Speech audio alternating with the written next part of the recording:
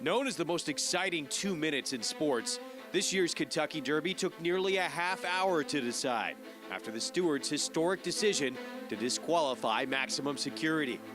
Despite the disappointment, this story was far from finished. Maximum Security has won! A win today against older horses in the Cigar Mile would give Maximum Security 3 Grade 1 wins and likely land him an Eclipse Award as 3-year-old champion. Standing in his way, a fellow 3-year-old. While no match for Maximum Security on Haskell Day, Spun to Run has blossomed since, with wins in 3 of his last 4 starts, including an upset score on racing's biggest stage. It's a rematch, with divisional honors hanging in the balance. In the Grade 1 Cigar Mile, next on Fox Sports 2.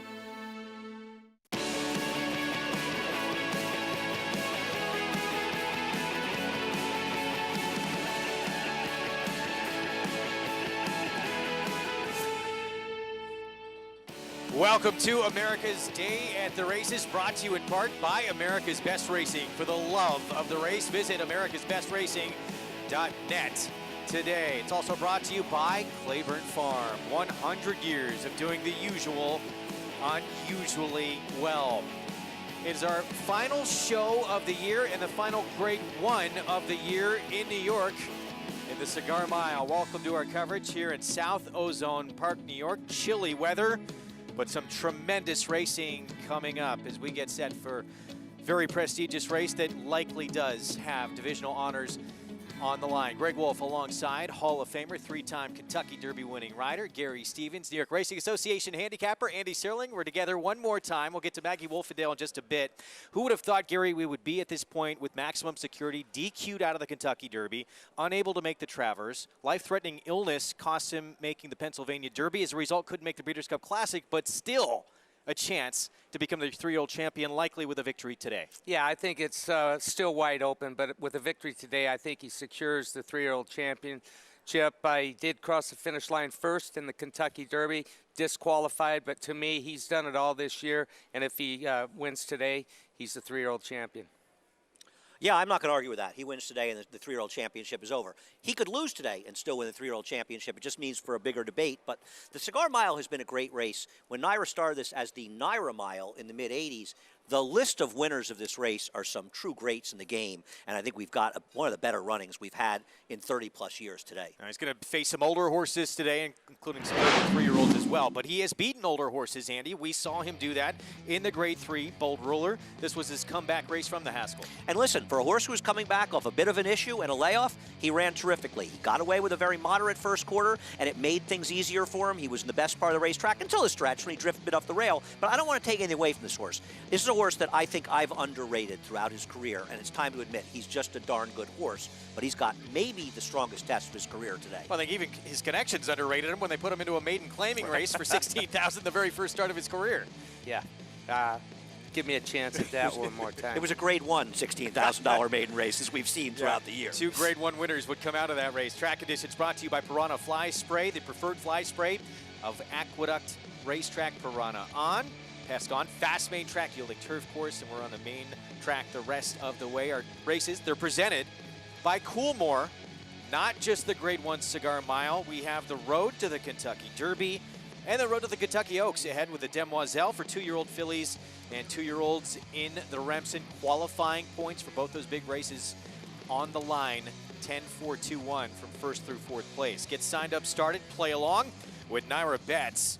From home or wherever you may be, $200 deposit match on your first deposit. Enter the promo code BIG-A. Make your first deposit. Bet twice that amount in 30 days to earn that bonus right back. Go to NairaBets.com for all the information. Let's take a look at the field for 2-year-old fillies in the Grade 2.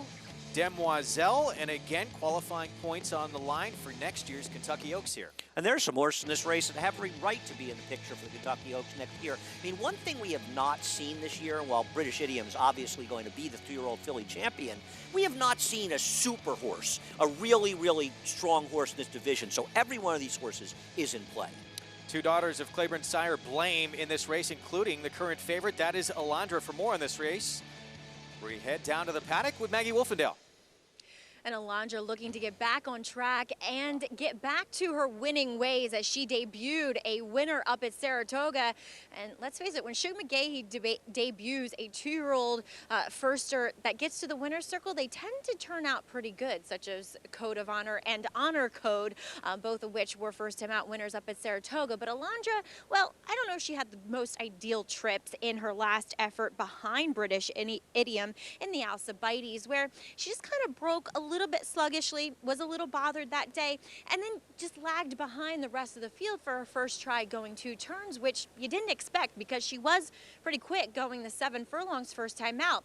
And here in the paddock today, like she was in her debut, she's pretty fired up. I would think we would see her more forwardly placed than we did in that Alcibiades, given that she breaks cleanly, but she looks fantastic here as a short price favorite as of now for Suge McGahee. He's looking for his 2nd win in the Demoiselle. She is the pick of the paddock, guys, as I think she deserves another shot here, as we'll take a look at her main other 2 rivals, including number 2, Mae Dean, for Mark Hennig, as she is already a stakes winner, but she'll go the 2 turns for the first time. But I've always said the longer the better with this very elegant but lightly framed filly. She just looks like one that wants to run all day, and she has shown that she appreciates things heating up in front and can come with a pretty late run. She looks good here as she'll try the 9 furlongs. And on the outside is number 12, Lake Avenue, blowout performance and breaking her maiden, going the 7/8 last time out here at the Big A. But I have no problem with her getting more distance either. She's a bit of a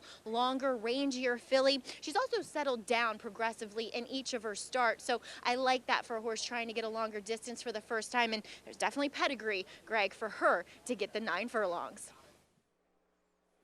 Maggie, thanks. We saw the call, riders up as we approach the 5-minute mark to post. And, I wanted to pose this to you guys. We're late in the year right now, and everyone wants to see what they have in terms of the road to the Oaks, to the road to the Derby as well in our next race coming up. At 1 1/8 big ask this point in the year for 2-year-old fillies? I think it's a reasonable ask. I mean, very few of them have even had an opportunity to go this distance. I think it's one of the reasons trainers like this race, Gary. Yeah, absolutely. I agree with that, and especially this race and our upcoming race. That's going to tell us who's going to be able to get the distance. Whether they're good enough, we'll see. Well, here's Mae Dean. Louise Saez aboard for Mark Hennig, a daughter of Tappet. She's been terrific in her last 2 starts. Yes, she's had good trips, but she draws well in this race, and she is clearly one of the main horses to beat. Glass Ceiling just went for 40, maiden claimed, and now with Danny Gargan in a big step up. Well, last year on this day, we saw Danny Gargan claim a horse for 50,000 tax and almost win the Remsen. We'll see if Lightning can strike twice. Yeah, won the Jim Dandy with a Miss Marissa, Dylan Davis, Jimmy Ryerson went by. She is going to be forward in this race. Here is Alondra, Joel Rosario, and Suge McGahee, the daughter of Blame. The question with her is not her talent, whether or not she's more in the race early today than last time. Jeremiah Engelhardt has been so tremendous, especially with his 2-year-old fillies this year. This is critical value for that barn. He's represented with New York Breds in both of these races. In fact, all of our races and all of them have a good chance. John Service with Jar, Constitution filly, DQ'd last out. This would be a major upset. Here is the 9. This is Blame Debbie, another daughter of Blame. Graham Motion taking over training. Another horse who could be forwardly placed. In her only 2-turn race, she ran terrific at Keeneland. Another Jeremiah Engelhardt filly, Daphne Moon, Jose Ortiz aboard. She had a bad break in her second start. Her debut was good. I think she's a very dangerous player and my top choice. Water White ran second to Mae Dean 2 starts back, and then 1 next out for Rudy Rodriguez. There's an argument she ran as well, if not better than Mae Dean, as she made the earlier move. Last time she did hang a bit. And being ignored on the board right now at 24-1. Now here's Lake Avenue, Junior Alvarado aboard for Hall of Famer Bill Mott, the daughter of Tappet. Can she clear the other speeds, or will she be compromised by what should be a solid pace? But she's talented as a Grade 1 winning dam. So here is a look at Alondra, and pedigree-wise, you would think she would love the 2-turn 1 1/8. I think she's going to love it, and Andy and I have a little disagreement on this filly in her last race. I saw some trouble at the quarter pole. Andy, not so much so, but I don't think it necessarily cost her the race, but her momentum was broke, and it's the first time she had faced a field as big as that was that day, 11 horses. First time going 2-turn. I agree she lost touch with the race, but I expect her to be more forwardly placed today And I think this filly is better than what her last race shows in the Grade 1 Alcibiades. I will make no argument with you, Gary, that she is a major player and one of the horses to beat, if not the horse to beat. And the truth is, even if I don't think she ran great last time, she still didn't run a terrible race, and the winner of the race did win the Breeders' Cup Juvenile Fillies. I don't love how she took herself out of the race, and I just thought she should be more professional the second time out. But let's be honest, they're only making their second and third starts. How professional are they going to be? Every one of these horses is a work in progress. Yeah, and my feeling with these 2-year-olds, a lot of times, especially the 2-year-old fillies, they'll bounce on that second race. It has an effect. She also shipped from Saratoga to Keeneland. Well, we see this so a lot. She had a lot going against her as well. A lot of times you'll see 2-year-old fillies, especially that run big in their first race, come back and run much slower in subsequent starts. It's true. Well, as mentioned, Alondra, one of 2 daughters of Blame in this race. Blame, of course, stands at Claiborne Farm. Winner of the Breeders' Cup Classic, beating Zenyatta. Sensational on the racetrack, was first in 7 of 9 races. Multiple graded stakes winner. Racked up 9 100-plus Beyer speed figures in a row. An incredible career on the racetrack for Blame, and now being represented by both Alondra, who's our current favorite, and by Blame Debbie, the 9 filly in this field, who's taking support as well for Graham Motion at 7-1. Yeah, and she started, her first 2 races were for Tom Proctor. Evidently, she was sold after that race. Eclipse Thoroughbreds bought into her. I think it still has some of the same owners. Tim Thornton, the breeder, gets involved with these horses. So anyway, she was impressive in her first win at Keeneland last time out. Now goes to Graham Motion. I agree. The only thing that concerns me with her is she could be part of what's potentially a relatively hot pace. And Blame, I should say, a 9-time winner. Don't want to slight him, a couple of victories on the racetrack. So current favorite is a daughter of Blame. That is Alondra, Joel Rosario, Shug McGahee, as we send it downstairs to Maggie. And Greg, want to touch on the horse that you guys were just talking about, the other daughter of Blame in here. That's number 9, Blame Debbie, for Graham Motion this time around. And she got to control things out on the front end as she won her first start going 2 turns last time out. You know, she's a little less impressive than the rest of the field here. She's taking some money. I get it. But as Andy pointed out, she is going to have likely face some other pace pressure in here. I just wasn't thrilled with her, and there was others that I much prefer. Now, number 10, Daphne Moon, she was compromised at the start. She stumbled pretty badly that day with Irad Ortiz aboard. And she just has always struck me as one that the longer she goes, possibly the better she becomes. She's a very kind of long, narrowly built filly. Her and Mae Dean are of that same kind of ilk in that they just look like fillies that want to run all day long, and they're now going to get to do so going the 9 furlongs. So I have the optimistic approach here with Daphne Moon, as hopefully she gets away cleanly here. As guys, they are closing the gates. We're about to load, and looking forward to this demoiselle. Maggie, thank you. So a sneak peek as to who is going to be maybe a main contender in the 3-year-old filly division in 2020 coming up in this spot. For Mae Dean, back-to-back victories. She has won at a mile. She did so in Stakes Company last time out. She's by Tappet, who of course won the Wood Memorial. And the Dam, on the Dam side, the Dam who was placed at a mile and a quarter on the turf in the Belmont Oaks. Yeah, I'm very interested in what Mae Dean did last time, because that race she was in came up a bit slow, but it didn't make a lot of sense because it looked like a terrific performance, and she ran so well breaking her maiden. This could be a very top filly for a trainer, Mark Hennig, that's having a sensational week with 3 wins in 3 seconds in just 2.5 days of racing. 3-1 on the board on Mae Dean, the daughter of Tappet. There she is, moving in line with Luis Saez, who has big moment to come later on in the afternoon with Maximum Security in the Grade 1 Cigar Mile. Favorite in this demoiselle remains Alondra, one of the 2 daughters of Blame, Shug McGahee. She had that trouble trip in the Grade 1 Alcibiades last start.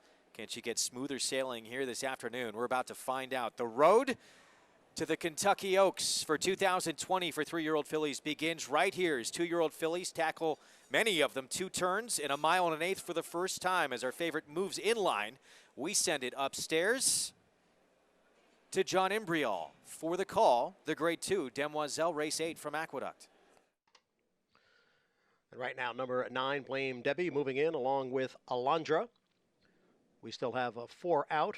Critical Value and Daphne Moon will be the next 2 in.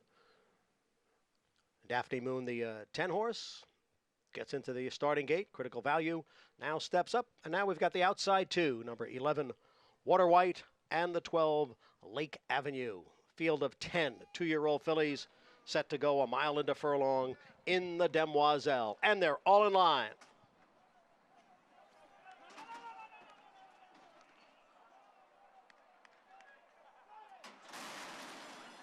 And they're off.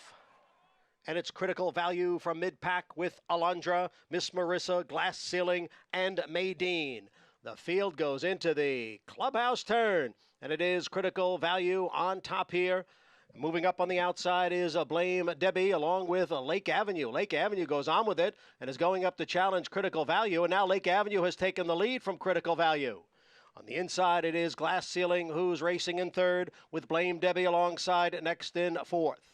Then at the rail, it is Mae Dean in fifth, about 5 lengths off the lead. Miss Marissa is alongside in sixth, and it's Hara in seventh, followed by Water White. Alondra is back running in ninth, and it's 4 lengths to the trailer, Daphne Moon, in 10th. They're midway up the backstretch, and it is Lake Avenue in front here by a little more than a length. Critical Value runs in second. On the inside is Long Shot Glass Ceiling, who's next in third. And then we have Blame Debbie next in fourth. The opening half mile was running 50 and 3/5 seconds. Miss Marissa in the clear on the outside in fifth. Mae Dean and Water White are right together. Then it's Hara, who's on the extreme outside. Alondra at the back, along with Daphne Moon. They're all chasing Lake Avenue, who leads here by a length and a half. Critical Value is in second. And then it's Blame Debbie next in third. 3/4 winning 1:15 and 4. Glass Ceilings down on the inside in fourth. Then comes Mae Dean and Water White, followed by Miss Marissa and Hara. The field is in the stretch in the Demoiselle, and it is still Lake Avenue on top. Lake Avenue by 3 lengths. Critical Value is all out in second, but Lake Avenue has something left here. She's opened up a 4-length lead, and it's going to be Lake Avenue to win the Demoiselle in front-running fashion. Mae Dean came on to get second. Then it was Blame Debbie and Critical Value.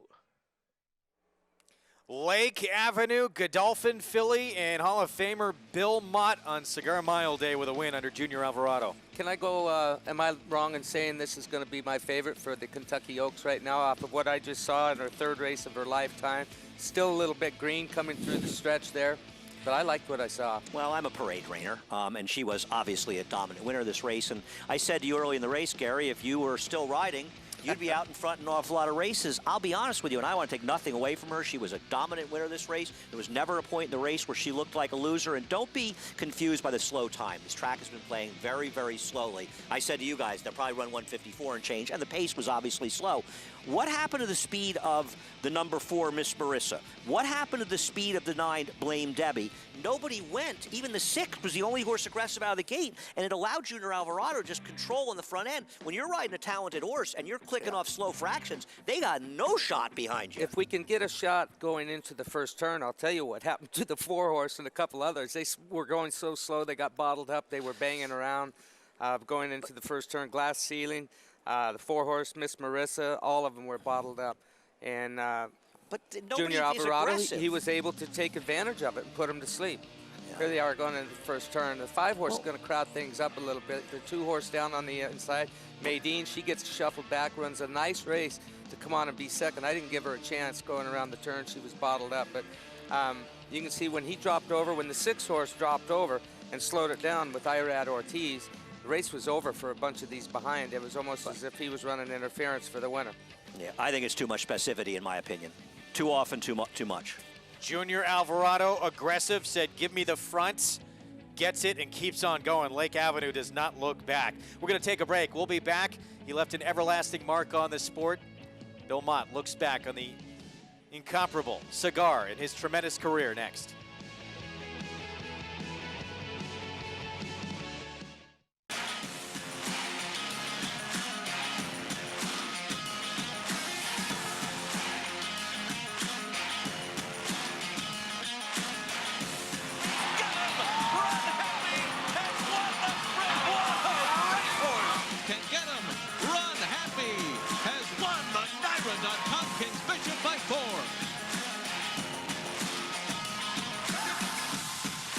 Run Happy, standing at Claiborne Farm.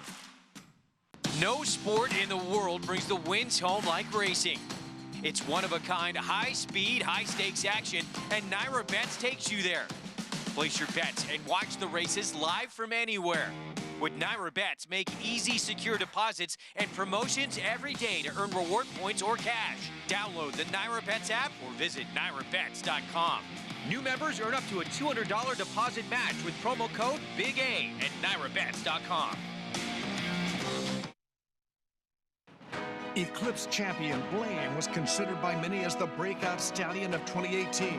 His top runners included Grade 1 winner and Eclipse Award finalist Marley's Freedom, plus Grade 1 winner Fault and graded stakes winners Moreau, Beyond Blame, Miss Kentucky, and Blamed. His yearling sold up to $500,000, and his sensational daughter Fault brought $1.2 million at the November sale. Outstanding results, outstanding value. Blame, standing at Claiborne Farm.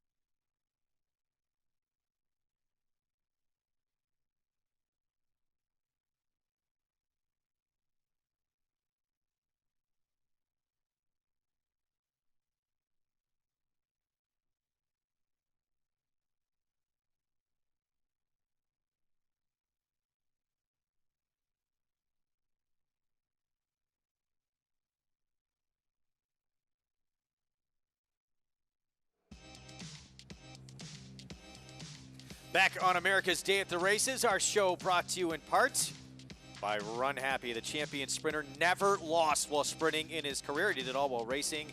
Medication free, now stands at a legendary stall number 1 at Claiborne Farm for $25,000. Lake Avenue, back-to-back ultra impressive performances, and now she is a graded stakes winner. Yeah, and she's bred to be a very good one. Not only is she a daughter of Tappet, but her dam 7th Street for Godolphin is a Grade 1 stakes winner, and Bill Mott is having one heck of a day. He had a very nice-looking maiden breaker earlier on the card, a colt, and now he's got this filly. So Bill Mott, like everyone, setting himself up for the future. 10 points as well for Lake Avenue to get into the starting gate for the 2020 Kentucky Oaks, as Junior Alvarado, aggressiveness pays off here, gets to the front and keeps on going. As we head downstairs to Maggie Wolfendale. And here with winning trainer Bill Mott and sending out Lake Avenue here. Bill, she was given the 2-turn test today and she passed with flying colors. Right. I mean, we thought, this would probably be a logical place to give her a start today, just to see how she would get along with the 9 furlongs, and then that gives us some indication where we're going next year. That's for sure. Is Junior pretty aggressive with her? Was that kind of the plan? She's got a lot of natural speed, and I think if he was going to take her back any more than what he did, I think he would have had to fight with her a little bit, and nobody bolted to the lead. It would have been fine had somebody opened up on us and we'd have been lane 2nd or 3rd, but it didn't work out that way, and it looked like she relaxed nicely down the backside. And she's gawking around through the stretch. I mean, she's still a little green, no company beside her. I think, I think it, it appeared as though there was probably a little more in the tank. Yeah, and as you hinted at, obviously the Kentucky Oaks, the logical and kind of goal for next year. Where do you prep her for that? Are you heading south with her? She'll go to Florida. I mean, we haven't talked to the ownership group yet, but I would say she'd probably go to Payson Park and, have a working vacation down there. We probably no need to stop on her completely, but, give her a little bit of a break. She's had 3 races now, so it's all good. Bill, coming up in the next, Remsen, you'll send out Forza d'Oro, who won quite nicely going a mile and a 16th back at Belmont. He's one that looks as though he wants to run all day long. Yeah, I mean, he handled the mile and a 16th very well. He looked like he won on the bridle the other day, and it was a very good race. I mean, he was, he's had 2 good races. He was initially kind of a bad gate horse. He would break very slowly.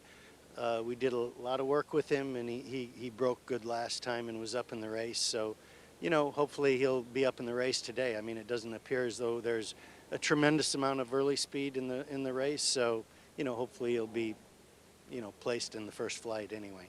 All right, Bill. Well, congratulations and good luck keeping things rolling. Thank you. Thank you. All right, guys, it's kind of fitting that it's Cigar Mile Day, and the trainer of that legend, Bill Mott, he is having a sensational one so far, Greg.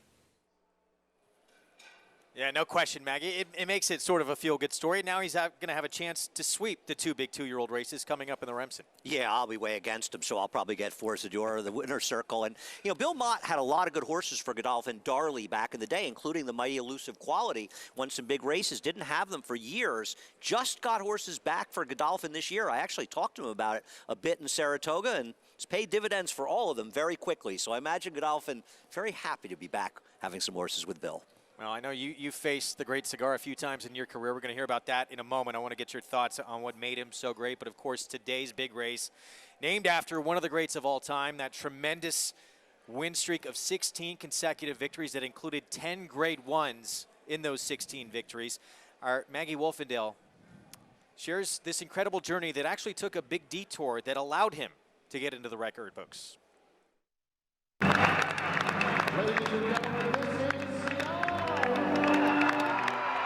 For every great champion, there is a unique story.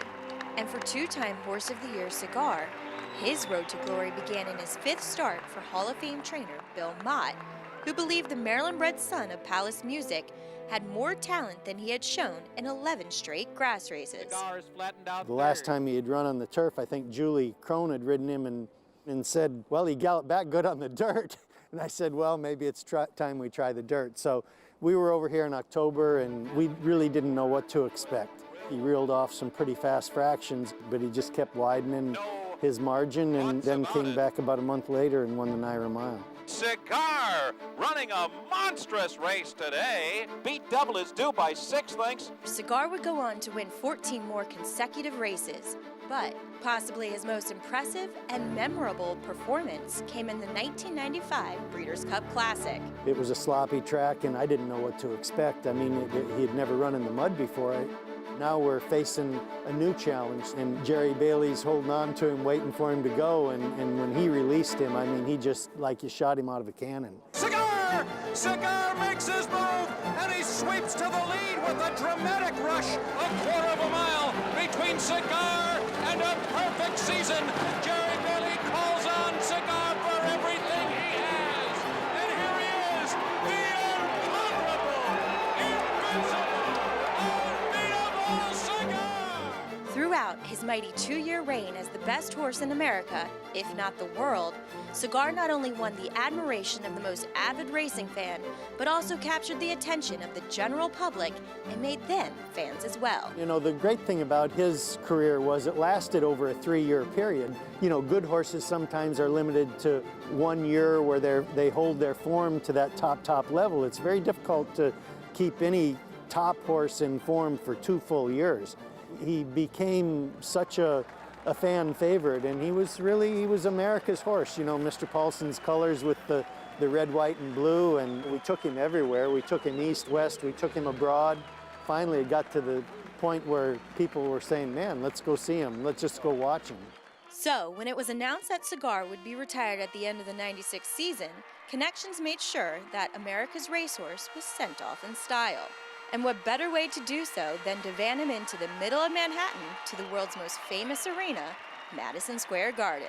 Mrs. Paulson was into the show horse world as well, and they had the National Horse Show at Madison Square Garden, and she said she wanted to take him down there and parade him, and I thought she was absolutely crazy. But as it worked out, Bailey and I skipped the races that day. We both rode down on the horse van with him, and it really turned out to be probably one of the greatest experiences I've ever had. We brought him in and they turned the spotlight on him. I mean, everybody stood up, and it was exciting for me, and I think everybody that had ever worked around him and seen him for that matter.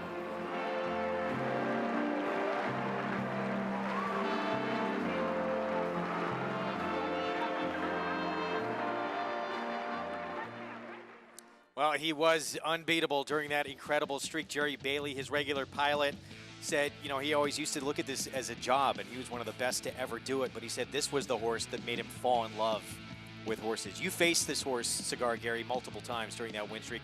What was it like going up against Cigar? The first time I faced him was right here in what used to be called the Inaugural Mile, which is now called the Cigar Mile. I was on a horse named Bertrando that was a very good horse in his own right. But the thing I remember the most about him was facing him in Dubai in the very first Dubai World Cup.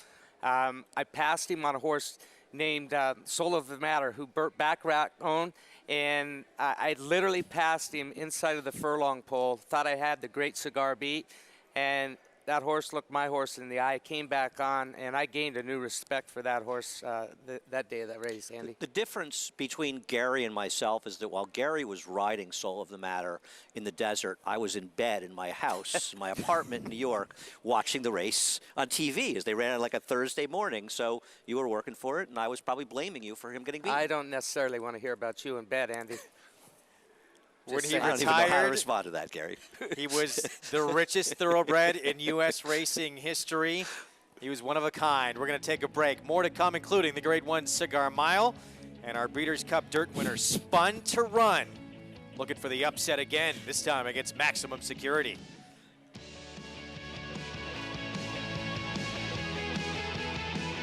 Practical Joke was all business. He won the home. Practical Joke always showed a lot of ability. He showed a lot of heart, a lot of determination. Right from the first breeze, he identified himself as one of the best in his crop. Practical Joke down to the wire, the Champagne. Practical Joke took both the Hopeful and the Champagne Stakes, and he's a fast, tough, precocious 2-year-old, trained on, showed even better form at 3. It is Practical Joke in the Allen Jerkins. He's going to be a horse that no commercial breeder can leave off their list. It's America's original sport, and no one covers it better than americasbestracing.net. From the sport to the lifestyle, the best races, horses, and destination venues, cocktails, gambling, fashion, and more. americasbestracing.net is a sport for you. Live it, love it, bet it.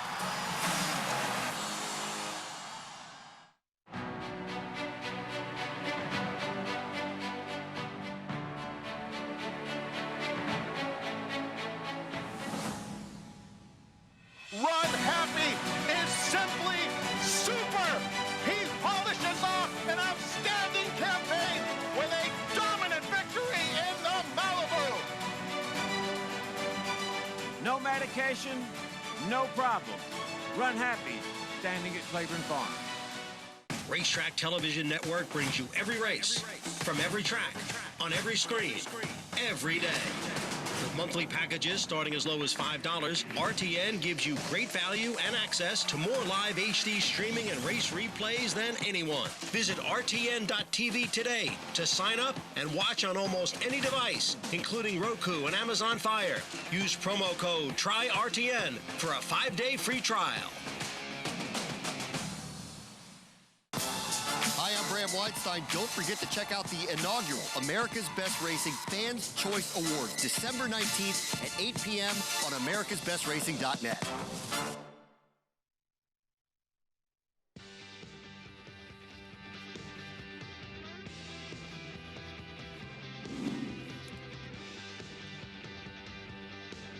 Gulch now is called on for his best under Gary Stevens, and Cresa draws into contention running fourth. Ave's flag switched to the outside for the run into the final furlong. Western Echo is the leader. Thunder Gulch is now second. Mighty McGee third toward the inside. 5 lengths back to Cresa and Ave's flag. Western Echo trying to hold off one more challenge from Thunder Gulch, and Thunder Gulch has taken the lead at the 16th pole. It's Thunder Gulch in front, Western Echo second, Mighty McGee third. Thunder Gulch prevails by a head. That was a 1994 Remsen, and Thunder Gulch would go on to win the Kentucky Derby. The Belmont Stakes is a 3-year-old. What'd you think of that ride? It was a nightmare. He was a playboy, this horse. That was the first time I rode him, and he was laying all over horses down the backside on his outside, then down to his inside, lugging in. You could see that I wasn't able really to ride him. I was just trying to hold him off the other horse. I didn't ride him back his next, 3-4 races, because I went to Hong Kong later on in 1994 and rode for about 3 months over there. picked him up for the Kentucky Derby. And You rode him when it counted. Yes, I did. When I bet him in the Remsen. Nearly 25-1 in the Kentucky Derby. Yeah, off a wide trip at Keeneland. And I didn't want to go ride him. I was in Hong Kong. I begged my agent, don't send me. I've been flying too much. Mike Smith called me up.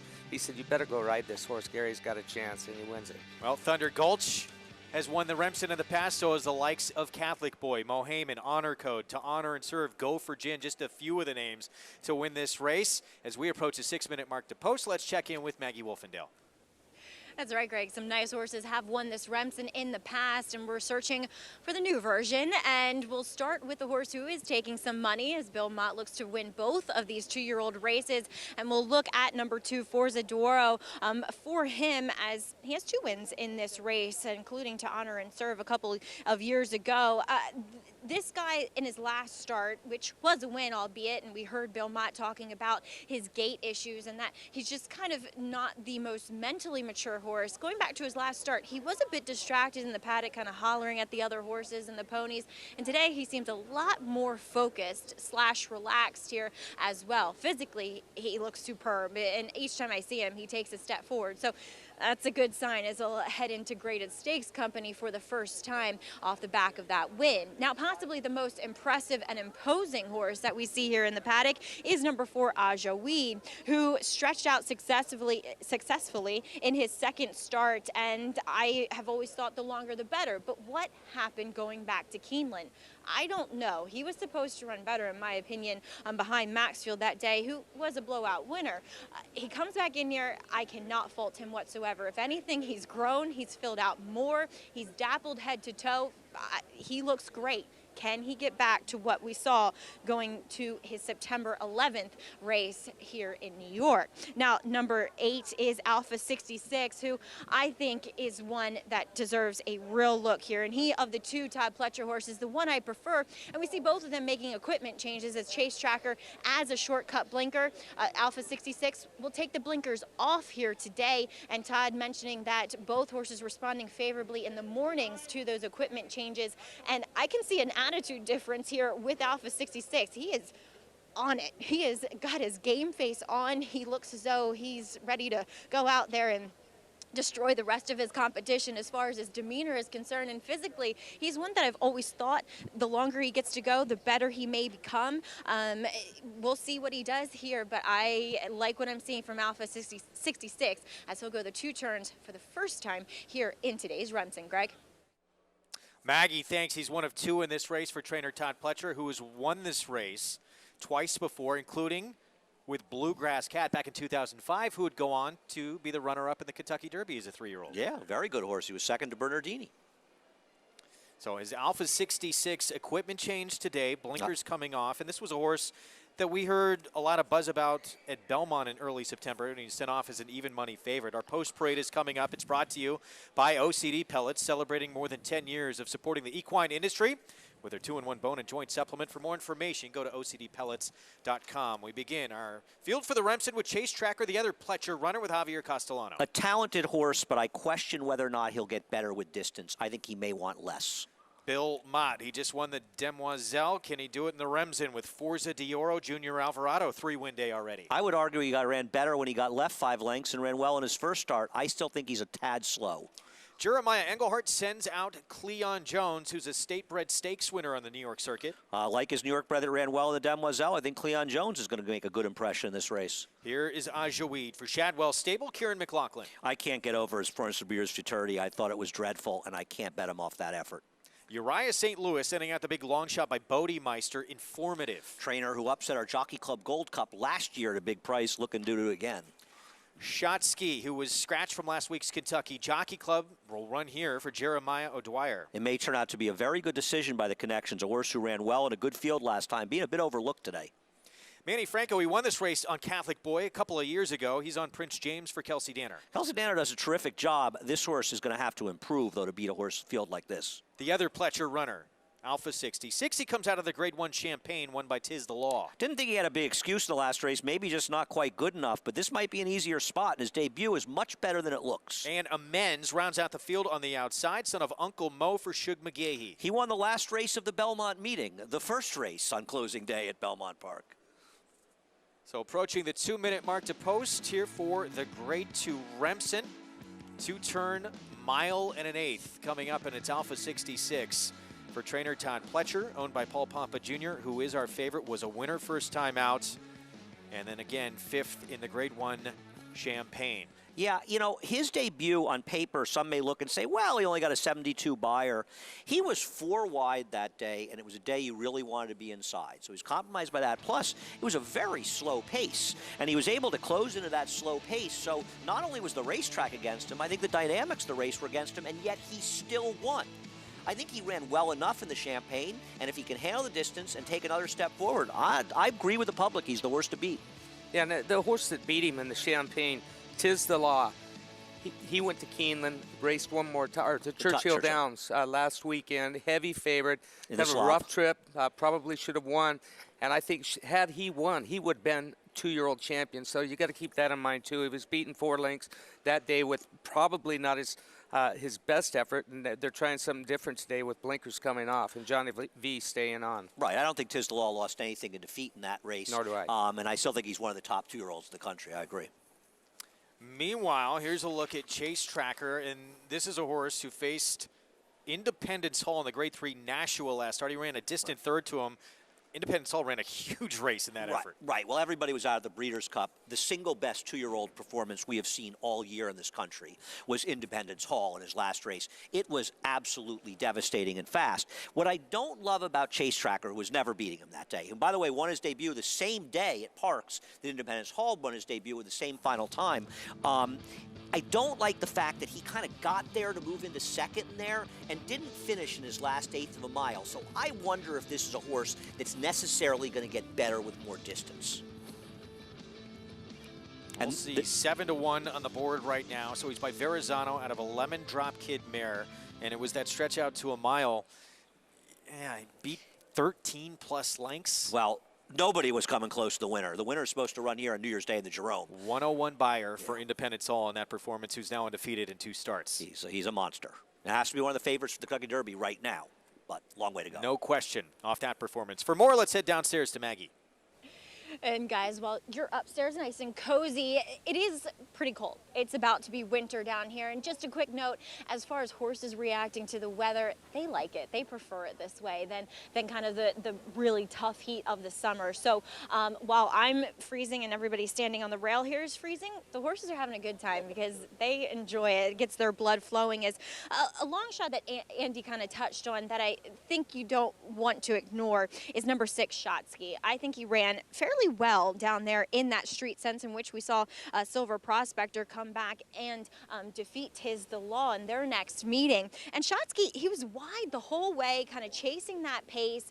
You don't necessarily want to be that wide all the time down at Churchill Downs, and he fought on pretty bravely to only be defeated 2 1/4 lengths. And of the horses that Jerry O'Dwyer has sent up here to New York, this is by far and away the best turned out horse that I have seen him bring here. He moved great over the track as well in the warm-up. I think this is a long shot that you might want to take a look at. My only concern is the distance. I'm not sure if he's a horse that when you look at him physically, because he's a little bit more built downhill, if he gets better as the distances get longer, but certainly well turned out as far as shipping in to New York, Greg. Maggie, thank you. We're getting set to load. So we saw Junior Alvarado be very aggressive in the Demoiselle on Lake Avenue. Junior will ride Forza d'Oro in this spot, but who do you think is aggressive and gets to the front in this race? Well, I think Forza d'Oro will be on the lead early on. From that rail, I think he'll be last early. I don't think he will, Andy. Okay. I think he'll be last early, and I think Shotsky will be in front. After what you just saw in the Demoiselle, I think he'll be last in the same early. rider, Junior Alvarado, he ain't going to be last. I expect him to be close to last early, if not last, and I think the 6 will be in front. Okay. Well, that's our first solid argument. We'll find out the answer in just a few moments. Luis Saez, we know aggressive and as one of well. Us will have He's an on excuse if we're wrong. Shotsky.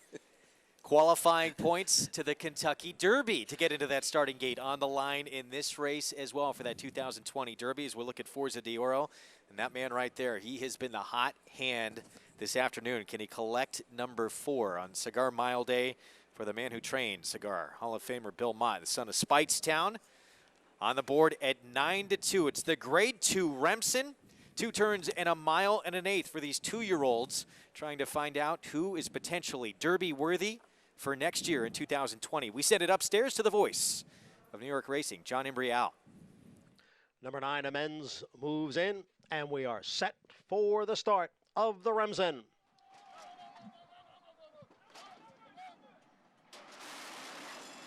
And they're off. Chase Tracker from that inside post is going out for the lead. Now Shotsky ranging up on the outside to challenge. So it's Shotsky and Chase Tracker. 1-2 into the clubhouse turn. Forza d'Oro is down at the rail as they race around that turn, head for the backstretch. Prince James has moved up into third, and Informative is next in fourth. Forza d'Oro runs in fifth. It's almost 3 lengths. Back to Cleon Jones in sixth. Aja Weed on the outside in seventh. At the back of the pack are Amends and Alpha 66. Opening quarter 24 and 1/5 seconds. And it is Shotsky in front here. Shotsky in front, 3/4 of a length. Prince James on the outside in second. Then it is the trio of Informative, Forza d'Oro, and Chase Tracker down at the rail. 2.5 lengths to Aja Weed. Amends is on the outside. Then Alpha 66 and Cleon Jones. The half was run in 50 seconds. And now there's a half mile to the finish. And it is Shotsky still in front, 3/4 of a length. Prince James runs in second. Forza d'Oro is in between horses. Chase Tracker is down at the rail. Informative is on the outside. Now it's 4 lengths. Back to Aja Weed, Cleon Jones, Alpha 66, and Amends is the trailer. Midway on the turn, Shotsky still in front. Prince James in second. Informative, big long shot on the outside in third. Then Chase Tracker. Aja Weed begins to pick it up just a bit. Then Forza d'Oro. There's a 1/4 of a mile to the finish. And Shotsky has the lead. Shotsky gets clear now. It's Shotsky in front by 4 lengths. Aja Weed has moved into second. Then it's Informative and Chase Tracker as they pass the 8th pole. It's Shotsky with a 3-length lead. Aja Weed driving in second. Shotsky trying to hang in there for another 100 yards, and Shotsky has won the Remsen, 3/4 of a length over Aja Weed. Chase Tracker was third, and Informative finished fourth. Shotsky, the son of Blame, scratched out of last week's Kentucky Jockey Club, and that proved to be the right move for these connections. Didn't want to run against the sloppy track, and a great move by those connections, and terrific ride by Louis Saez. I mean, if you look at the times, it's so much almost identical to Demoiselle, Yes. which really flatters, I think, the Demoiselle winner. But not only was it a very good performance by Shotsky, and it really was, but the second place finisher ran exceptionally well because the pace was slow, and nobody else made any kind of move. And I think it was an excellent performance by both the first and second horses, Gary. I agree, and they're both horses that you want to circle for the Kentucky Derby next year. Aja Weed, he's looking for even more ground than the mile and 18 ran today.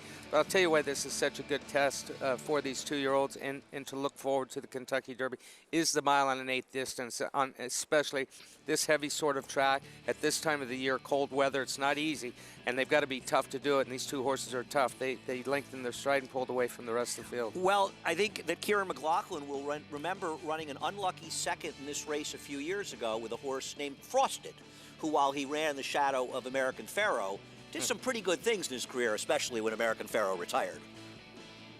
Including a Met Mile that was unbelievable. One of the most incredible performances in that race that we've seen in a long, long time. Shotsky, with his big moment, wins the Grade 2 Remsen, earns 10 points to get into that starting gate for next year's Kentucky Derby as we go downstairs to Maggie. Here with Jerry O'Dwyer winning his first graded stakes with Shotsky. Jerry, congratulations. I mean, this horse, he got tested a little bit on the front end, but he responded beautifully. Yeah, he did. He did. No, I've had a lot of faith in this horse since, the day we bought him. I have to thank Joe Brocklebank. He was the one who brought me out to the farm to see a couple of horses, and I picked this guy out, and he's done nothing but improve. And, we got to bring him along at our own pace and the way we like to do it, and thank God he's done nothing but progress and improve the whole time. And you scratched him last week down at Churchill Downs to run here. Obviously the right decision. Yes, look great now, But look, the Silver Prospect, he won the Jockey Club. We were running 3 parts of a length behind him. So the form was franked, which is nice, But 2-year-olds, they're all young. They're all only having their 3rd and 4th starts. You don't know who's progressing or who's regressing, but I knew our horse was progressing, but it was just how much the others were. Jerry, you've only been training a handful of years, but by far the 2019 has been a breakout year for you. Capped off with your first graded stakes. Talk about this feeling. It's, I mean, it's overwhelming. You know, I'm so happy my wife Alison is here.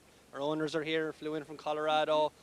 I mean, Adam Wachtel, Gary Barber, Handefeld Stables have all took faith in me, you know, and bought into nice horses that we've had and left them with me. You know, that gives you a lot of confidence in your ability as a trainer, and I'm just glad I'm able to repay them.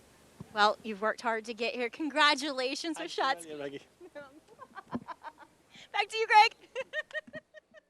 What a moment for a trainer who just went out on his own just 3 years ago, obviously from Ireland. He worked with Tommy Stack back there, who he started working for when he was just 14 years old, and now a graded stakes winning trainer. And a Derby contender, I noted it. Look, when he pulled up after the race, not even a blow coming out of him. It was like he went for a walk around the park. Shotsky, your Remsen winner. Still to come, the Grade 1 Cigar Mile Maximum Security. Looking for a championship along with a third Grade 1 win. It's our feature race coming up next on America's Day at the Races.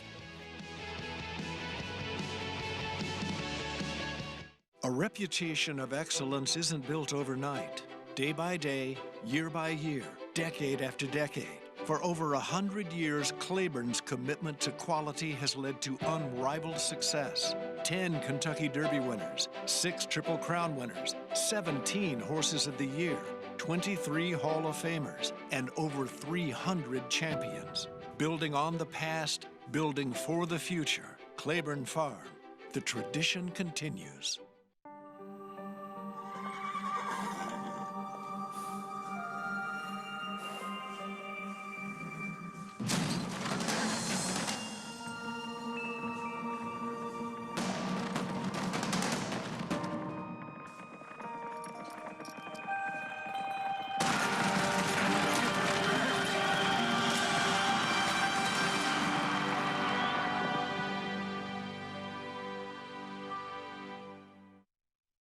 The return of Sunday Silence. Sunday Silence surges to the front.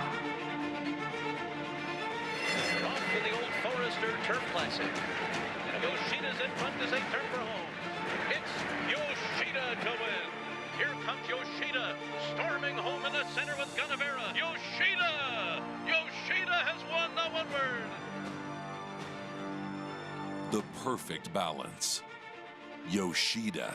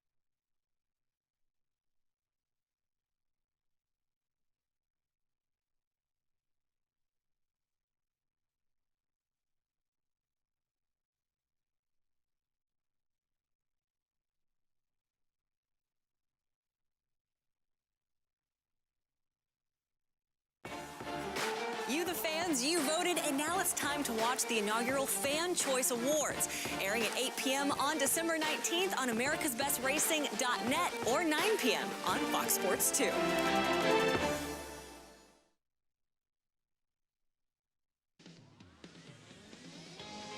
Back on America's Day at the Races, and it's Shotsky in the Grade 2 Mile and an 8th Remsen, showing he has some staying power, the son of Blaine. Yeah, no, I mean, he was able to set the same kind of pace the filly did, and maybe those paces aren't as slow as they look on TV, and he was able to hold off the second horse in the stretch. I think we saw good performances by both the first two. I mean, I don't want to just knock the winner, and I'm not knocking him. I'm very impressed with the second horse. I thought he ran extremely well to close into that race.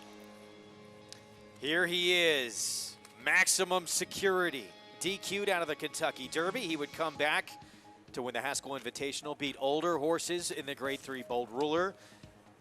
Looking to add a third Grade 1 win to his 3-year-old season here in a campaign that could lead to a 3-year-old championship, tackling older horses and the Breeders' Cup Dirt Mile winner, fellow 3-year-old, Spun to Run, as we take a look at some of the top 2-year-olds in the country. And I guess we have to throw Shotsky into the mix now as well. But of course, here in New York, Tiz the Law is a horse that a lot of us have thought has been very, very tough and at the top of the class. Yeah, and in my opinion, he is the top of the class. His Champagne, he was bottled up, and when he got out, found racing room, it was all over with in a hurry.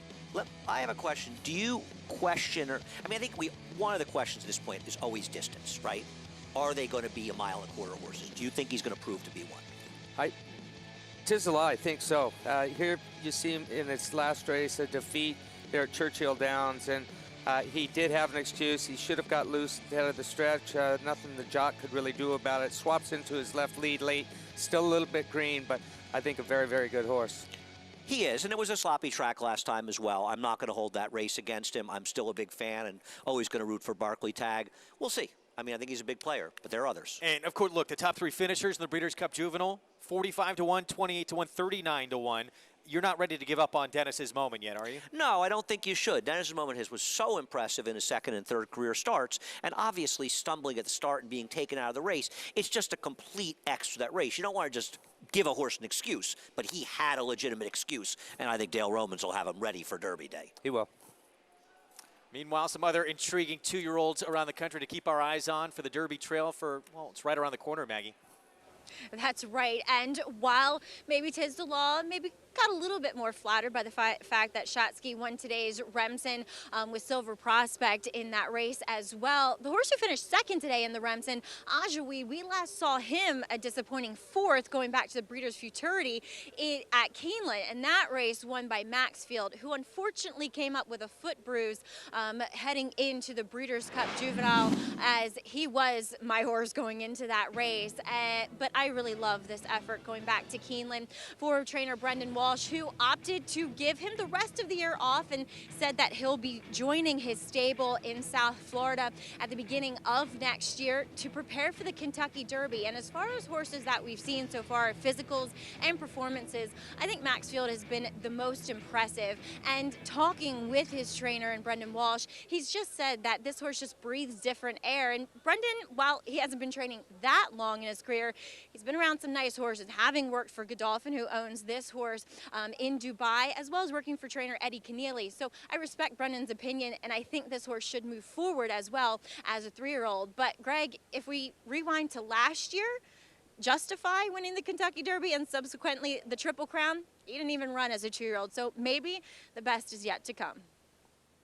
Very good point. You never know when they're going to make their debuts. If we've seen our Kentucky Derby winner yet, if they've been on the track, we'll wait and see.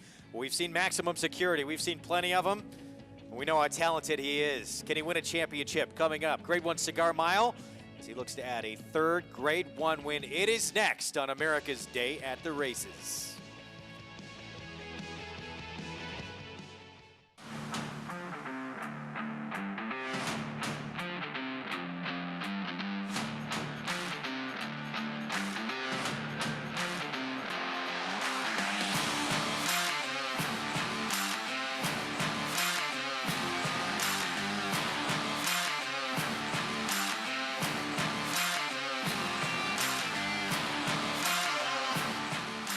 Run happy, standing at Claiborne Farm. No sport in the world brings the wins home like racing. It's one-of-a-kind, high-speed, high-stakes action, and Naira Bets takes you there. Place your bets and watch the races live from anywhere. With Naira Bets, make easy, secure deposits and promotions every day to earn reward points or cash. Download the Naira Bets app or visit NairaBets.com. New members earn up to a $200 deposit match with promo code Big A at NairaBets.com.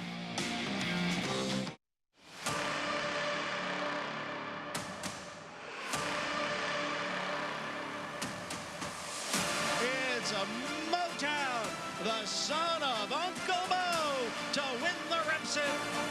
Motown flying, Motown will win a Thriller, Motown to win it, and Motown has won the Hollywood Derby.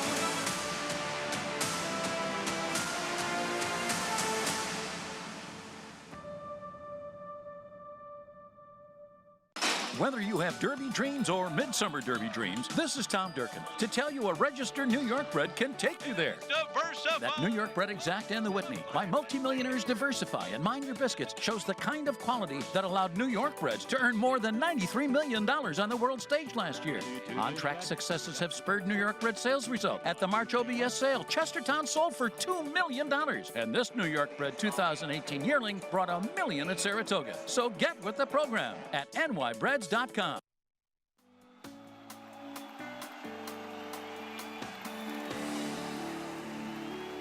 Maximum security. Maximum security has won. Not even Hollywood could have scripted the year Maximum Security has had. His journey began under the radar in a bottom-level maiden claiming event before Connections knew what they had. His ears are up, he's still well clear, and he's a debut winner. He's Maximum Security by about 7. His potential was quickly realized, following a 3-race win streak and adding a 4th in a dominant performance on the Triple Crown Trail in the Florida Derby. Maximum Security proves he's the real deal with a gate-to-wire win in the Florida Derby. That effort stamped him as an early favorite for the Run for the Roses. When the first Saturday in May finally arrived, Maximum Security was sent off as one of the top choices, and he answered the call. Maximum Security, country has 1-2 down to the line. Maximum Security wins the Kentucky Derby. Or so we thought. After a 22-minute steward's inquiry, history was made in the Kentucky Derby. They disqualified it. They did. So for the first time in the history of the Kentucky Derby, the horse that crossed the line first has been disqualified. After a narrow defeat in his first race following the Derby, Maximum Security responded gamely with a strong performance, capturing the Grade 1 Haskell Invitational. Maximum Security just in front. Mucho Gusto, valiant, but Maximum Security has won. The next step was supposed to be a trip to Philadelphia for the Pennsylvania Derby, but those plans were scrapped. Instead, his racing career was put on hold as he faced a life-threatening medical condition. Fortunately, he returned to full strength and was back to work, this time facing older horses in the Bold Ruler. Under a drive from Luis Saez, holding on to this lead. He's in front by 2.5 lengths close to home. It's Maximum Security. I'm borderline emotional because what the horse went through, it's really gratifying. It's just special horse, special horse. Today, Maximum Security looks to cap off a wild 2019 with his 3rd Grade 1 win in the Cigar Mile, stamping himself as the favorite for 3-year-old champion. It has been quite a journey for the Connections of Maximum Security, not just having to deal with being disqualified from what would be the win of a lifetime, but this horse went through a life-threatening illness as well, and now he's back full strength and has a chance to be your 3-year-old champion. Here is the horse that he is likely up against as his main contender, although there's a horse in the race as well that we'll get to in a moment who, with a win, could be in the mix as well. But it's Maximum Security, it's Code of Honor. If Maximum Security, guys, wins today, is that enough to be the 3-year-old champ? I think it is, definitely so. He's only not crossed the finish line one time in his career where he was first, and that was in the Pegasus, a return race before used as a prep for the Haskell. But the horse is, he's a very special horse. I think he's been managed well through all of this. You know, I think he was the best horse in the Kentucky Derby. I think the stewards made the right call in the disqualification, but he did cross the finish line impressively first and has continued to thrive this year. It's an unusual circumstance where I actually agree with Gary. And I don't think there's any argument. Because, first of all, forget about the Kentucky Derby. If he wins today, it's 3 Grade 1s, and Code of Honor has 2. And he will have done one of his against older horses, much like Code of Honor did. And Code of Honor did battle with the eventual Breeders' Cup Classic winner. But I do think Maximum Security is the deserving winner if he wins this race. It's a debate if he doesn't. He is the 3-5 favorite to do just that coming up. Maggie Wolfendale caught up with the owners of Maximum Security, Gary and Mary West, a few moments ago. Here with owner of Maximum Security, Gary West. And Gary, it's been quite a ride this year, from the controversial DQ in the Kentucky Derby to his bout with Colic. Talk about the emotional roller coaster this horse has taken you on throughout 2019. Well, it's been quite an emotional roller coaster. I mean, it's not often that you think you won the Kentucky Derby and 23 minutes later you didn't win the Kentucky Derby. So that was not a good experience. And then he was ready for the Pennsylvania Derby and come down with colic. So this horse has had a really good year, but he's had some bad luck in the process. Now, hoping for good luck today as he takes on older horses again in the Cigar Mile, coming off an impressive victory in the Bold Ruler. How do you think the race is going to set up for him? Obviously, he has some speed, but he also has a talented 3-year-old in Spun to Run to his outside that possesses that speed. Where do you see him throughout the race? I think it's going to be a really interesting horse race. Both Maximum Security and Spun to Run, and there's other horses in there also that have some early speed, and I would rather be outside of Spun to Run than inside of him. That gives you more options, but we're not, so we'll just have to see how that goes. But it's a nice race. I mean, you have the Breeders' Cup Mile winner in there. You have several local horses that have ran well at the distance, ran well at this racetrack. So it should be a hell of a horse race for everybody. Isn't that the truth? Well, best of luck with Maximum Security. It's been fun to watch him run this year. Thank you very much. Appreciate your visit with me. What will transpire here with Maximum Security, and what a ride it's been for Gary West, who is still ongoing as well, trying to get that winner's share of that Kentucky Derby purse. Has not let that go just yet. What about his competition here? We talk about facing and beating older horses. His main competition might be 3-year-olds in here. The Breeders' Cup Dirt Mile winner Spun to Run. Does he have any say to a championship if he wins here? I think he has to be in the conversation. If we were to win this race, he, like Code of Honor and Maximum Security, would have 2 Grade 1 wins. One of his would be a Breeders' Cup, and that kind of is a Grade 1 plus. Obviously, the rest of his year counts. The rest of the year, including getting drowned by Maximum Security in the Haskell, matters. But I think he deserves to be in at least the conversation, Gary. Approaching the 8-minute mark to post, we send it downstairs back to Maggie Wolfendale. Thanks, Greg. And we'll take a look at Maximum Security here in the paddock. As I've only seen him twice. He's only run in New York twice. So going back to the Bold Ruler, he was a fresh horse. He was coming off that bit of a layoff after the bout with Colic, and he was very sharp that day. Today, he's a lot more subdued here. I don't know if that's a negative or a positive or means anything at all, but he is a lot more quiet physically, though.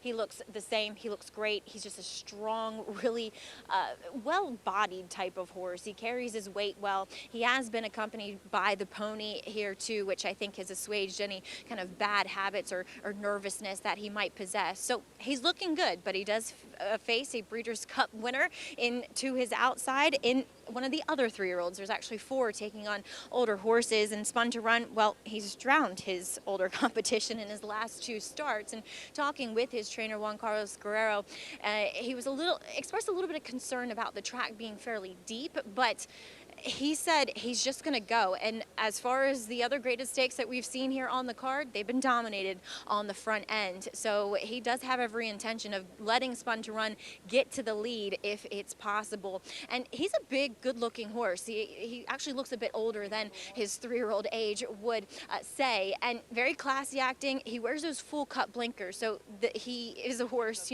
that is closed in quite a bit, that you get that early gate speed from. So I like what I see from Spun to Run, as well as we'll look at one other 3-year-old. That's number 9, Looking at Bikinis. Now, he did come back to win quite nicely an allowance race at Keeneland, going the 7/8, a turn back from the 1 1/8 and the 1 1/4 that he was running in those 3-year-old races up at Saratoga. And I always questioned with those 2 races up there if he really wanted to go that far. So the turn back in distance to the 7/8 obviously makes sense. And plus, this 1-turn mile, he looks sensational in the paddock here for Chad Brown, who has won 2 of the last 3 runnings of the Cigar Mile. So I like Looking at Bikinis as a bit of an outsider, a bit of a price horse that I think should really appreciate the distance, Greg. Maggie, thank you. Yeah, he won with pattern recognition last year. He won with Connect as well a few years back. Can he do it again? He'll have 2 chances with Network Effect in Looking at Bikinis. We had a chance, of course, Chad Brown very well, and I saw him as you were chatting with him, he seemed fairly confident about one horse in particular. He likes looking at Bikini's chances here. He thinks he's going to run very well today, and if he wins with either Network Effect or looking at Bikini's, it'll be his 21st Grade 1 this year. Would be a personal record for him. He also just recently went over $30 million in earnings this year. First trainer ever to do that. There's Pat on the back. That is the New York bred who just went by. But Maximum Security, and there he is. He remains a 4-5 favorite. Interesting, we heard Maggie bringing up pace, and Irad Ortiz Jr. was spun to run. Breeders' Cup Dirt Mile winner. Obviously they want to be in front. That's how they won the Breeders' Cup Dirt Mile. Can they get to the front with Maximum Security? If he rides from the way to the gate last time, he has a chance. But Maximum Security's quick. Here is Whitmore. He's been basically his entire career a sprinter, now trying to stretch out to a mile. He ran the 2016 Kentucky Derby, and he ran some high buyers going 2 turns as a 3-year-old. He beat one horse in that Kentucky Derby. Val Harbor. He ran in the Woodward. He ran second.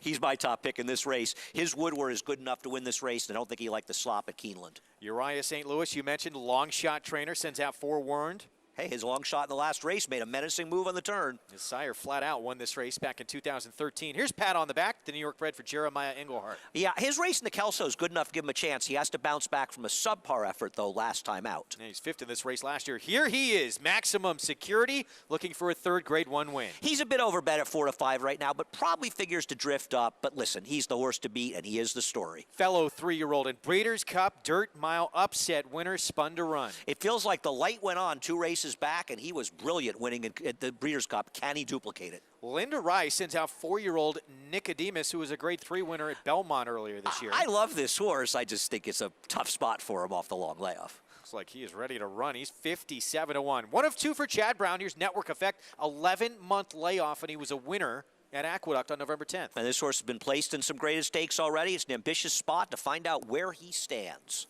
Looking at Bikinis, he ran in the Travers earlier this summer for trainer Chad Brown. He comes off a big performance at Keeneland. Better horse than his name, and I think the 1 turn will suit him very well. Barkley Tag, 2-time winner of this race, sends out Tale of Silence, the 5-year-old. Well, his half-brother was put up on a DQ, Tale Vicati, when he won this race 11 years ago. And 35-1 long shot on the outside for Kieran McLaughlin. 2nd in this race last year, True Timber. I think this horse actually has a chance to long shot. He has not had the best of trips in his 2 comeback races, and neither one of them were bad. So that is a look at the field for the Grade 1 Cigar Mile handicap. As we approach the 3-minute mark to post in here, if you're Luis Saez, Gary, you got DQ'd in that Kentucky Derby. You had some issues as well in the Haskell when there was an inquiry in that race, and now you look like you could be in a speed duel right out of the gate. What are you thinking you want your ride to be from the outset? Well, it's all going to depend on how aggressive Irad is coming out of there on spun to run, just like Andy said. But Luis, he can't sit dormant either. He's got to come away from there riding himself, and it's going to be a cat and mouse game going on up front. And what I would be leery about is horses like looking at Bikini sitting back there in the garden spot, because you've got True Timber on the extreme outside with Joe Bravo aboard that's going to apply some pressure to spun to runs outside, and therefore it could be a 3-horse duel up on the front end. And Jose Ortiz is going to be back there licking his chops. That's what would be going through my mind right now. Don't go too slow. Don't go too fast. Don't give up your position. Let me ask you a question. In a situation like this, would you rather, at the end of the race, win or lose? Say to yourself, if you feel like you made a mistake, going too fast or going too slow? Going too fast always, used to kill me. If I knew that I'd pulled the trigger too early. And there are certain horses, now I don't know about Maximum Security. He's shown that he can sit just off of the pace in the past. Is he the type of horse that if you pop him on the shoulder one time leaving there, is he gone? Will he come back to you again? Because he's got to get a clean break. That's your first thing that you're worried about is that first jump. Once you get that first jump clean, then how tactical is he? I don't know how tactical he is. And the same thing with spun to run. You know, he was a big price in the Breeders' Cup, and it was the first time that Irad had climbed on board. And you said it. He sent him like crazy, leaving there, almost as if to say, hey, it's do or die here. to take my chance, see what happens, and it worked. So he's going to apply the same tactics today. Hard to believe you're not going to do what worked, right? Well, we saw Maximum Security lunge out of the gate, the Pegasus. He still got to the front that day. We saw him sit off the pace in the Haskell and still get a win. But he is ultra quick. You would think he's going to use that speed to his advantage here. It's going to be fascinating to watch him and Spun to Run early on in this race. Let's head downstairs to Maggie Whitmore on a horse who was very good in this race last year. Yeah, Greg, having a little bit of deja vu here with the outside runner in number 11, True Timber, as nearly a year ago, he was about the same price at 32 to 1, and was narrowly defeated by Pattern Recognition, and he was third off the layoff that day. Today, he comes into the race with a similar type of pattern heading into this one, as he was defeated by Maximum Security in his last start, but 33 to 1 on a horse that I've always had respect for, and he is going a mile, which I think some of his best efforts have come at, and two, it seemed as though in his, at least going back to his first start off the bench, he was almost a little bit too fresh, and now he's kind of settled into the routine. He's gotten more fit, so at a huge price on the outside, why can't True Timber run into the exotics here? Greg? 33 to 1, the 5-year-old. Thank you, Maggie, for Kieran McLaughlin and Calumet Farm. Joe Bravo will be aboard. He had a chance against Maximum Security last time out in the Bold Ruler. He was no match. What makes you think today could be different? Well, I guess, first of all, it's his third start off a layoff. He's also a big price. He was only 6 to 1 last time, so from a gambling standpoint, you got a horse that only lost by 4 lengths, and now he's like 5 times the price, 6 times the price. He had to duel outside of Maximum Security, and the inside was the place to be. So I think he was a bit against it last time, and today he won't be. One horse we haven't mentioned, Whitmore, down on the inside. First time he's tried a mile. He's stretching out from 6 furlongs. He's tactical. He's bred like he should be able to get the mile. So don't leave Whitmore with Joel Rosario out of it. We got to mention him. I threw him in. I boxed the 2 and 9 and used some others, but I like the 2 and 9 in this race. Both Bal Harbor and the 9 looking at bikinis. Whitmore will break from the rail traditionally. He's been a sprinter in his career. He did finish ahead of Creator and the Rebel as a 3-year-old when he ran second.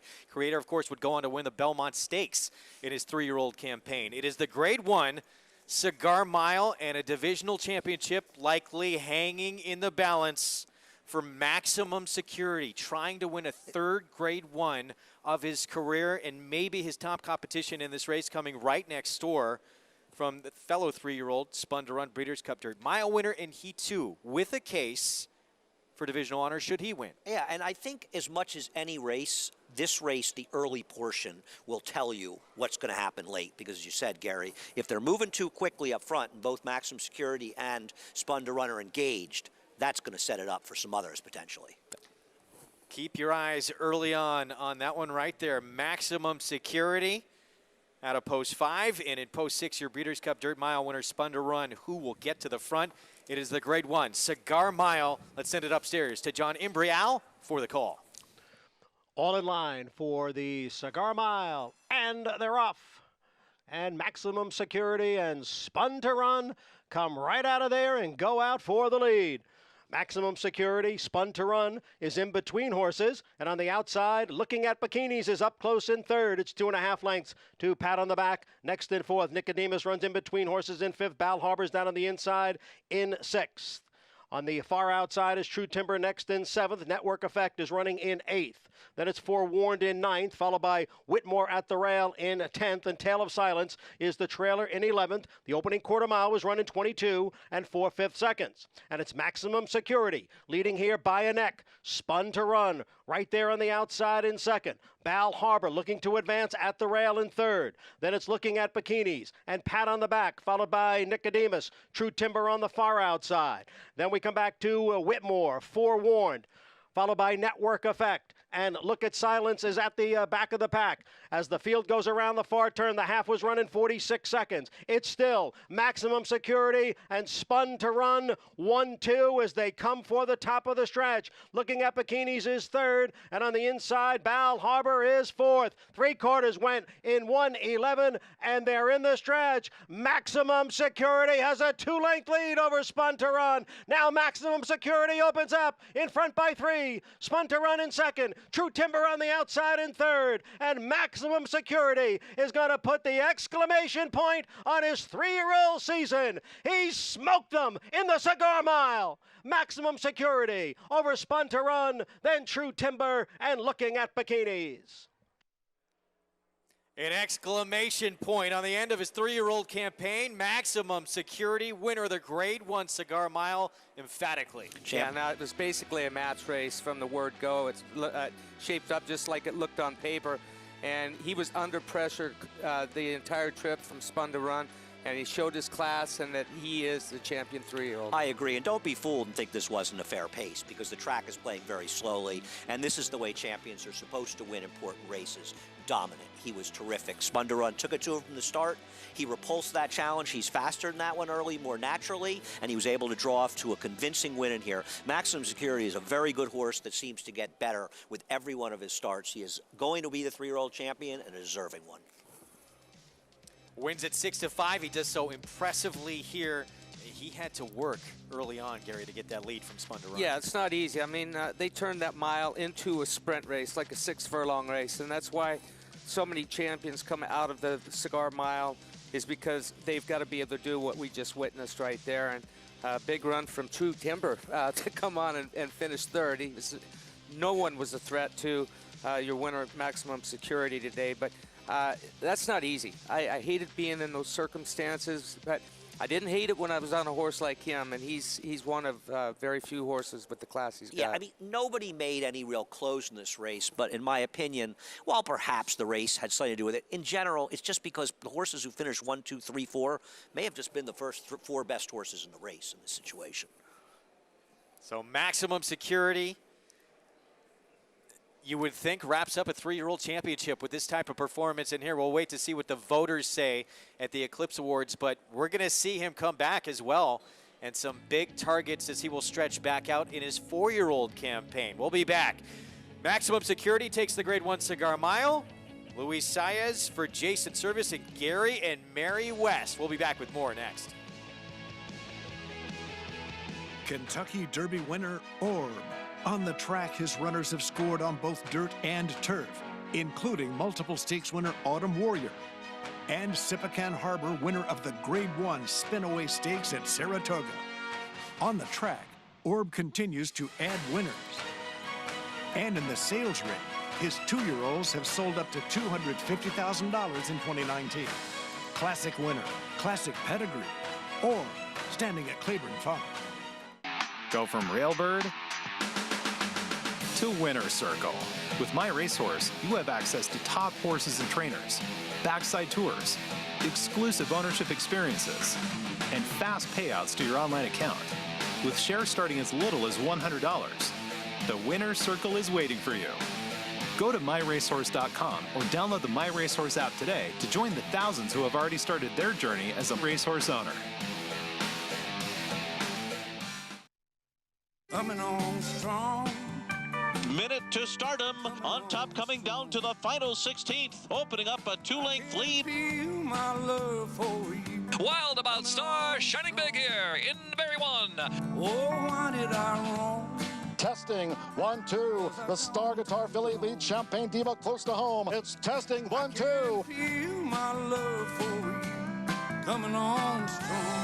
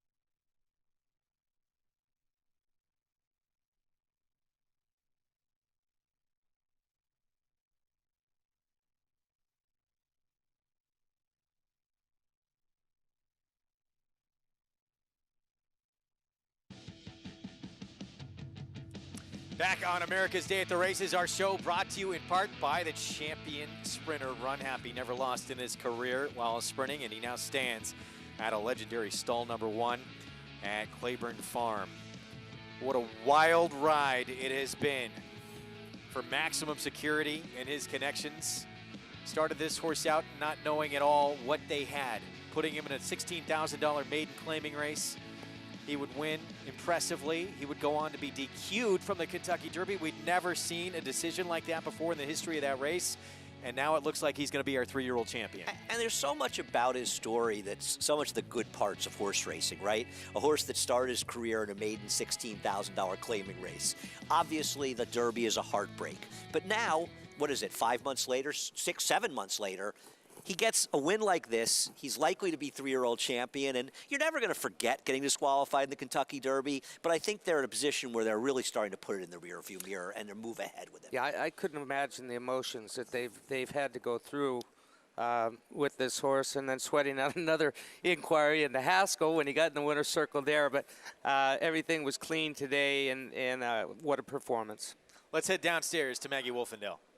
Here with Winning Connections of Maximum Security, Jason Service, Mary West, and Gary West here to my left. Gary, we'll start with you. I didn't want to jinx you in asking about 3-year-old championship before the race, but I think you've sewn it up. Well, if he's not the 3-year-old Eclipse Award winner, I don't know who ought to be. The performance today was something special. I was really concerned early on in the race. They went so fast. Honestly, I was very concerned about it. But the horse just kept on going, and he was widening at the end. So it was this could be a pretty impressive race. It truly is. And Mary, you were so emotional. You were cheering Max and Maxie, come on, and giving him lots of love here in the winner's circle. Oh, I just love that horse. He's got such a big heart. He really does. He's the greatest. And Jason, as you said last time in the Bold Ruler, you were pretty emotional after that race. I personally loved it, but you've just been through a lot with him. And to cap off the year, as John Imbrial said, with an exclamation point here in the Cigar Mile, has to mean so much, and the way he did it as well. You know, I'm still emotional. I don't have much to say. You're a man of few words, but it's sentimental. I went through a lot. Everybody did, and it's good to see that that he's getting what he deserved.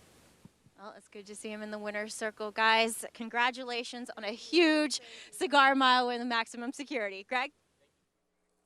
Again, been through so much. His connections with this horse, well done and tremendously managed by Jason Service. We want to thank America's Best Racing for their continued support all year long to bring you these races each and every day all season long. Also, Run Happy and Mattress Mac Jim Mackingville and Claiborne Farm Walker Hancock. Thanks to all our sponsors and such a big part of what we do in allowing us to bring you these races each and every day. We'll be back in 2020 to do it all again. Can you make every show next year like Greg Wolf, the hero of the show, did not miss a single show? None of us can say that. Thank you, Andy Serling. For Gary Stevens, I'm Greg Wolf. Maximum Security in the Cigar Mile. No sport in the world brings the wins home like racing. It's one-of-a-kind, high-speed, high-stakes action, and Naira Bets takes you there. Place your bets and watch the races live from anywhere. With Naira Bets, make easy, secure deposits and promotions every day to earn reward points or cash. Download the Naira Bets app or visit NairaBets.com. New members earn up to a $200 deposit match with promo code Big A at NairaBets.com. Practical Joke was all business. He won the hopeful. Practical Joke always showed a lot of ability. He showed a lot of heart, a lot of determination. Right from the first breeze, he identified himself as one of the best in his crop. Practical Joke down to the wire, the Champagne. Practical Joke took both the Hopeful and the Champagne Stakes. He's a fast, tough, precocious 2-year-old, trained on, showed even better form at 3. It is Practical Joke in the Allen Jerkins. He's going to be a horse that no commercial breeder can leave off their list. It's America's original sport, and no one covers it better than americasbestracing.net. From the sport to the lifestyle, the best races, horses, and destination venues, cocktails, gambling, fashion, and more. americasbestracing.net is a sport for you. Live it, love it, bet it.